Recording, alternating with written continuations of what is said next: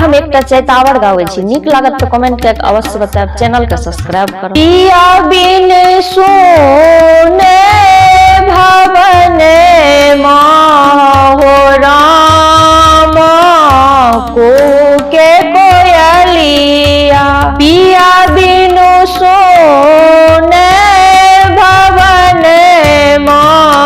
हो राम को के कोयलिया, ककरा सो कहबै राम मन के विपतिया, ककरा सो कहबै राम मन के विपतिया, आगि सन लागे छै से जरिया हो राम को के कोयलिया, आगि सन लागे छै से जरिया हो राम को के कोयलिया, पिया बिनु सोने भवन हो राम को के कोयलिया,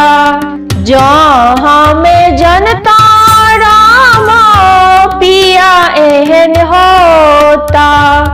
जहाँ में जनता राम पिया एहन होता, बानी तो मेरे साम के डोरिया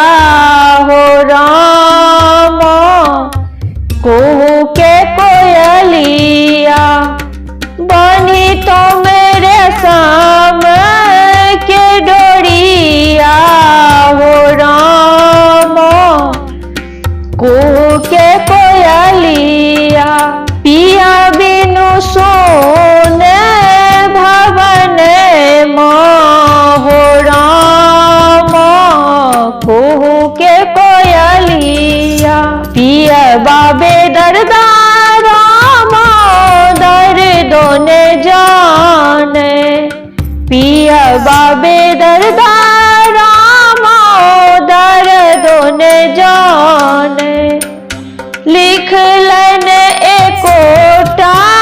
ने पतिया हो राम को के कोयलिया,